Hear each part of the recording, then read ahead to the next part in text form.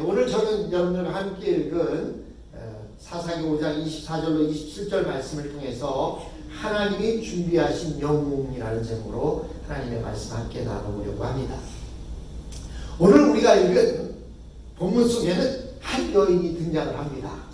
가장 중요한 여인이고 이 전쟁의 주인공의 여인이 등장을 합니다. 즉 이 말은 이 찬양에 드보라가 부르는 하나님께 올리는 찬양 가운데 가장 절정에 이르는 부분이 바로 오늘 우리가 읽은 사사기 5장 24절로 27절의 말씀입니다. 오늘 이곳에 등장하는 인물은 드보라도 아니었습니다. 드보라는 이 노래를 부르고 있는 사람이죠. 그리고 이스라엘의 수많은 군대들도 아니었습니다. 그리고 군대 장관인 바락도 아니었습니다. 또 어떤 한 여인이 등장하는데 이 여인은 이스라엘의 선택받은 민족이 아니라 이방 여인 가운데 한 사람, 그 사람이 전쟁의 영웅으로 이곳에 등장을 합니다. 그의 이름은 뭡니까? 바로 야엘입니다. 오늘 본문에 보니까 겐 사람 헤벨의 아내 야엘은, 즉 이 야엘이라는 여인은 누구의 부인이었죠? 누굽니까? 바로 헤벨의 부인이었습니다. 가정주부였다는 사실이에요.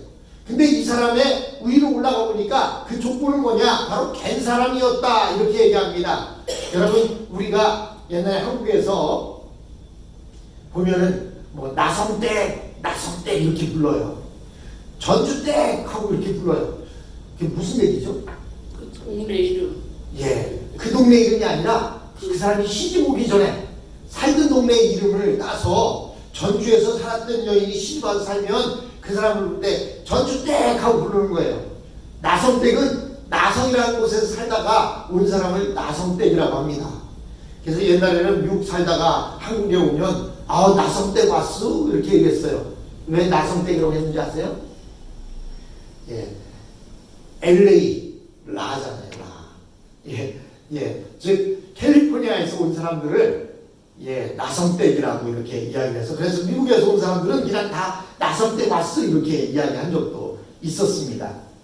오늘 여기서 등장하는 여인은요, 겐 사람이었습니다. 겐 족속이라는 사람이었는데 그 겐 족속은 이스라엘 사람들이 아닙니다. 그들의 위로 올라가면 그 위에는 누가 있냐면 우리가 잘 아는 이드로라는 사람이 등장을 합니다. 이드로는 누구예요? 모세의 장인이었습니다. 모세의 장인 이드로. 이 이드로는 모세가 광야에서 이스라엘 민족들, 히브리 민족들을 이끌고 광야를 다닐 때 옆에 따라다니는 그런 족속이었습니다.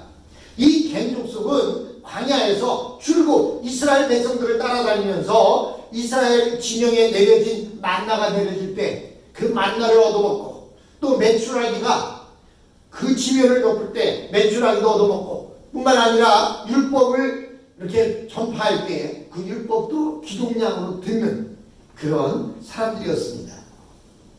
그런데 이번 전쟁의 최상급의 그 영웅이 누구였습니까? 바로 겐 족속의 여인 이 야엘에게 그 최고의 상이 돌아가게 된 것입니다. 그 이유가 무엇입니까? 여러분, 표면적인 이유로 보면 이스라엘의 장군이었던 바락이 말씀을 붙잡고 드보라에게 내려진 말씀대로 혼자 가서 전쟁을 벌였다면 아마 이 전쟁의 최고의 영웅은 바락이 됐을 것입니다. 그런데 이 바락이 하나님의 말씀을 믿지 못하고 드보라 선지자에게 말하기를, 당신이 나와 함께 가야 내가 그 전쟁에 갈 수 있습니다. 여러분, 남자가 주택 없이 여자를 전쟁터에 끌고 가려고 하는, 그런데 바락은 하나님의 말씀에 확신이 없었던 거예요. 그러니까 그 하나님의 말씀을 붙들고 있는 드보라 선지자와 함께 가야만, 자기가 드보라 사사와 함께 가야 그 전쟁에 갈 수 있다고 말합니다. 결국 그로 인해서 그 전쟁의 모든 그 성공의 비결이 자기가 아닌 다른 사람에게 들어갔다는 사실입니다. 그러나 그보다 더 근본적인 이유는 하나님께서는 선택 선택한 이스라엘 민족만을 사랑하는 것이 아니라 하나님은 이방인들도 이렇게 사랑하신다라고 하는 그러한 일을 보여주시기 위해서 미리 작정한 것입니다. 여러분, 예수 그리스도의 족보를 볼 때에도 그 족보 안에 보면 많은 이방 사람들이 등장하고 있는 것을 볼 수가 있습니다. 루시라는 이방 여인도 등장을 합니다. 또한 지금 여러 가지 이 이방 여인들이 등장하는 이유는 뭐냐면 하나님께서는 이스라엘 백성만 선택한 것이 아니라는 것입니다. 하나님은 이방인들도 선택했다는 거예요. 사실 이 사실 때문에 오늘 저와 여러분들도 예수님을 만날 수가 있는 것입니다. 만약 하나님께서 이스라엘 백성들만 선택했다고 한다면 저와 여러분들은 오늘 이 자리에 있지 못했을 것입니다. 하나님은 율법 한 토막, 만나 한 조각 얻어먹기 위해서 계속 광야 길을 따라온 개 족속을 귀히 여기셨습니다. 이스라엘 백성들이 보기에는 그들은 하나님의 은혜 밖에 있는 사람들이었고 축복을 구걸하는 자들이었지만 하나님이 보실 때에는 이스라엘 정규 백성보다 더 존귀하고 더 중요한 역할을 감당할 사람들이었습니다. 하나님은 야훼를 통해 이것을 보여주고자 하신 것입니다. 여러분, 성경에 보면 예수님께서 두로 지방을 가실 때에 한 이방 여자가 귀신 들린 딸을 구해달라고 간청하는 장면이 나옵니다. 그때 예수님이 뭐라고 말씀하셔요? 우리 생각 같아서는 그냥 그 딸을 귀히 여겨서 고쳐줄 것 같은데 예수님은 뭐라고 말씀하시냐면 자녀에게 줄 떡을 개에게 주는 자가 없다라고 이렇게 말씀하십니다. 저는 이 구절을 어린 나이에 읽을 때 참 예수님이 야박하다. 어떻게 예수님은 저 이방 여인이 자기 딸이 귀신이 들려서 저렇게 어려운 가운데 와서 호소하는데 어떻게 야박하게 자녀에게 줄 떡을 개에게 줄 자가 없다 이 말씀을 하시면 거절할 수 있을까? 그런데 이 여인은 딸을 너무나 사랑했습니다.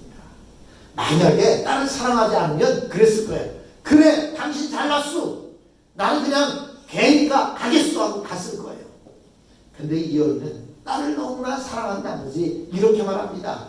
주여, 올소이다마는 개들도 주인의 상에서 떨어지는 부스러기를 먹나이다 라고 이렇게 말합니다. 마태복음 15장 27절에 나오는 말씀입니다.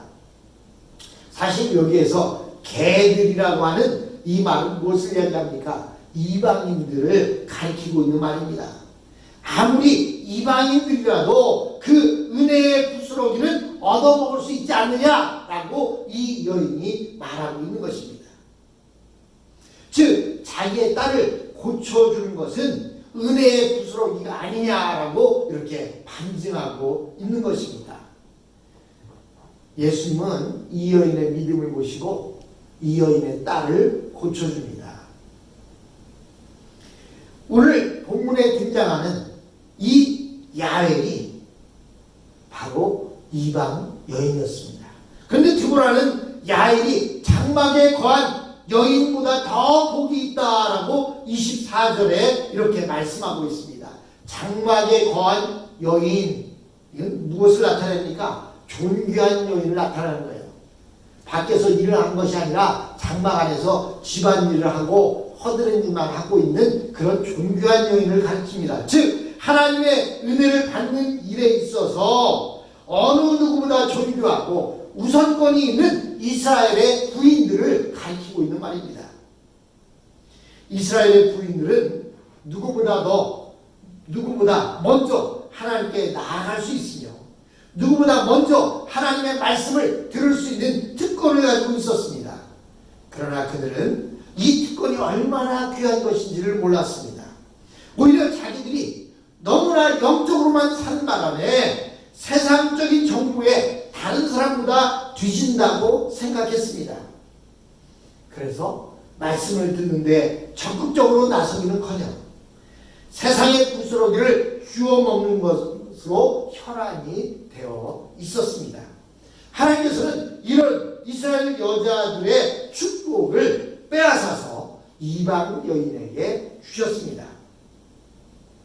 드보라는 야엘이 시스라를 죽이는 장면을 아주 상세하게 기록해 놓고 있습니다. 같은 여자의 입장에서 볼 때에도 이 야엘의 행동은 아주 담대하고 대범했습니다.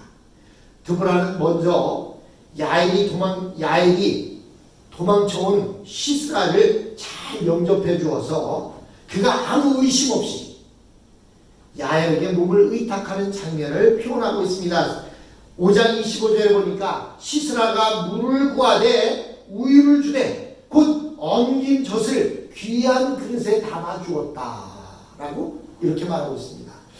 우유를 주되 엉긴 우유를 줬다. 뭘 줬다는 거죠? 예? 엉긴 우유가 뭐예요? 우유가 엉기는 데는 두 가지가 생깁니다. 하나는 뭐가 되냐면 치즈가 돼요. 우유가 엉기면서 굳어지면 치즈가 됩니다. 또 하나는 뭐가 되죠? 요플레가 되는 거예요. 요플레 먹어보면 맛있죠. 근데 이들에게 있어서 우유를 엉긴 우유로 만들었다는 얘기는 아주 귀한 음식을 만들었다는 것입니다. 물을 달라고 하는 시스라에게 물만 준 것이 아니라 그에게 우유를 주되 엉긴 우유, 귀한 요플레를 그에게 대접한 것입니다. 그것도 그냥 아무 그릇에 준 것이 아니라 귀한 그릇에 담아 주었습니다. 왜 그렇게 했을까요? 바로 시스라를 안심시키기 위한 것이었습니다. 나는 너와 한편이야. 내가 너를 도와줄게 라고 하는 그 의미가 담겨 있었습니다. 야엘은 어떻게 이렇게 시스라를 감쪽같이 속일 수 있었을까요? 그것은 하나님께서 함께 하셨기 때문입니다. 이럴 때는 마치 하나님께서 옆에서 무엇을 어떻게 하라고 일일이 일러주는 것과 같습니다. 하나님은 야엘과 함께 하면서 그를 뱀처럼 지혜롭게 하셨습니다. 본문에 보니까 26절에 손으로 장막 말뚝을 잡으며 그 손에 장인의 방망이를 들고 방망이로 시스라를 쳐서 머리를 뚫을 때 곧 살적을 꿰뚫었다. 여러분, 이 시스라가 어디서 왔죠? 전쟁통에서 장마에서 자기가 타고 있던 철병거가 빠져들게 되고 그 속에서 싸우다가 기진맥진해서 간신히 도망쳐 왔습니다. 그런데 그를 맞아서 이불을 덮어주기 전에 먼저 물을 주고 엉긴 우유를 주고 내가 당신을 잘 편안하게 지켜주겠다 하니까 얼마나 피곤한 유신이 금방 잠이 들었겠습니까? 잠들은 이 시스라를 손으로 장막 말뚝을 잡고 또 방망이를 들고 시스라의 머리를 뚫을 때 그의 살적을 꿰뚫었다라고 이렇게 성경은 기록하고 있습니다. 누워있는 것을 알려주기만 해도 야엘의 상은 적지 않았을 것입니다. 왜냐하면 옛날에 한국에서 간첩을 신고하면 몇 천만 원을 준다라는 것이 계속 이렇게 나왔었어요. 신고만 해도 준다는 거예요. 그러니 이 야엘이 내 집에 그 적군의 장군이 들어와 있습니다라고 신고만 해도 상급이 컸었을 것입니다. 그러나 야엘은 기회를 놓치지 않는 여인이었습니다. 이스라엘을 괴롭히는 적이 자기의 손에 걸려 들어온 것은 흔한 일이 아니라는 것을 알았습니다. 이것은 평생에 한번 올까 말까한 그런 기회였습니다. 여러분, 지난 시간 본 대로 메로스 사람들은 이스라엘 백성들이 고통을 받는데도 그것을 보면서도 본체 만체했는데 야엘은 말뚝을 들고 들어가서 시스라의 머리를 땅에 박아 버렸습니다. 그렇다면 누가 참 이스라엘의 편입니까? 이스라엘이 고통받는 것을 보면서도 모르는 채한 메로스 사람들입니까? 아니면 직접 그들과는 관계가 없는 다른 이방인인데도 불구하고 이스라엘을 위해 위험을 감수한 야엘입니까? 그래서 드보라는 이어서 시스라의 죽음을 아주 강렬하게 표현해 놓고 있습니다. 그가 그의 발 앞에 꼬꾸러지며 엎드러지고 쓰러졌고 그의 발 앞에 구부러져 엎드러져서 그 구부러진 곳에 엎드려져 죽었다라고 이렇게 27절에 말씀하고 있습니다. 드보라는 그가 구부러지고 엎드러지고 쓰러졌다는 말을 반복하다가 마지막에 뭐라고 말합니까? 죽었다, 죽었도다라고 이렇게 말을 끝내고 있습니다. 이것은 시스라가 그 야엘의 손에 죽은 것이 이스라엘 백성에게는 얼마나 엄청난 사건이었는지를 강력하게 반복해서 표현해주고 있는 것입니다. 여러분, 예를 들어서 한국의 박정희 대통령이 중앙정보부장인 김재규의 총에 의해 죽었다는 사실, 이것은 어느 누구도 상상할 수 없는 그러한 일이었습니다. 누가 감히 박정희 대통령이 죽을 것이라고 생각했겠습니까? 그는 키는 작았지만 그는 총을 쏴도 총 한 방 맞지 않을 것 같은 그러한 사람이었습니다. 그럼에도 불구하고 그는 구부러지고 엎드러지고 쓰러져 죽어갔습니다. 그의 몸에 총알이 막히니까 그도 어쩔 수 없이 죽을 수밖에 없었습니다. 여러분, 이스라엘 백성들이 볼 때 시스라는 도저히 죽을 수 없는 그런 절대적인 사람 같았습니다. 한국의 박정희 대통령 같았던 거예요. 독재로 사람들을 억누르고 통일주체 국민의 대의회를 만들어서 계속해서 또 10월 유신이라고 하는 법을 바꿔서 자기가 장기 집권을 하려고 그렇게 노력했던 사람입니다. 마찬가지로 이 시스라는 이스라엘 백성들이 볼 때 절대로 죽지 않을 것 같은 그러한 절대적인 사람이었습니다. 그의 머리에 말뚝이 들어갈 것이라고는 어느 누구도 상상조차 하지 않았습니다. 그들은 시스라가 영원히 살아서 이스라엘 백성들을 괴롭힐 것이라고 생각했습니다. 그러나 그의 머리에도 말뚝을 박으니 그 말뚝이 들어갔고 그는 죽을 수밖에 없었습니다. 이스라엘 백성들은 상상하지도 못한 일인데 그도 구부러지고 엎드러지고 쓰러져 죽어갔던 것입니다. 그것도 군대 장관 바라기 위한 것이 아니라 이방 여자의 발 아래에서 비참하게 죽어갔습니다. 그래서요, 일본 사무라이들은 적군의 손에 죽느니 내가 내 손에 죽겠다고 할복 자살을 합니다. 근데 한번 생각해 보세요. 위세에 등등했던 그 시스라 군대 장관이 그것도 연약한 한 여인, 이방 여인의 손에 죽었다. 얼마나 불명예스러운 일이겠습니까? 아무튼 이 시스라 이방 여인 야엘의 손에 죽어갔습니다. 드보라는 야엘의 존귀함을 알고 있었습니다. 그래서 야엘의 한 일을 찬양함으로 재구성해서 그를 높이고 있고 또 하나님을 높이고 있는 사실을 우리가 볼 수 있습니다. 이방 여자 야엘은 더 이상 주인의 상에서 떨어지는 부스러기를 먹는 그런 개가 아닙니다. 그는 이스라엘의 구원자요 하나님의 사자였던 것입니다. 사랑하는 성도 여러분, 우리 이방인들이 이제는 유대인들의 밑에 그들을 주인처럼 섬기는 개의 모습으로 살아가는 것이 아니라 우리 스스로가 이스라엘의 구원자여 하나님의 사자로서의 삶을 살아가고 있다는 사실입니다. 지금은 바로 예수 그리스도를 믿는 사람, 그 사람이 하나님의 선택을 받은 하나님의 선민인 것입니다. 율법을 믿고 율법을 지키는 것으로는 어느 누구도 구원을 받을 수가 없습니다. 우리는 예수 그리스도를 만남으로 인하여 구원받고 그로 인해서 옛적에는 주인의 상에서 떨어지는 부스러기를 먹는 개같은 존재였는지는 몰라도 지금은 하나님의 백성으로 하나님의 자녀로 이 땅을 담대히 살아가며 복음을 선포하는 하나님의 사자로 이 땅을 살아가고 있다는 사실입니다. 그러므로 우리가 우리에게 맡겨진 그 일을 감당할 때 이 이방 여인 야엘이 친송을 듣는 것처럼 우리도 하나님 앞에서 잘다 친송을 듣는 귀한 존재들이 될 것입니다. 우리 같이 기도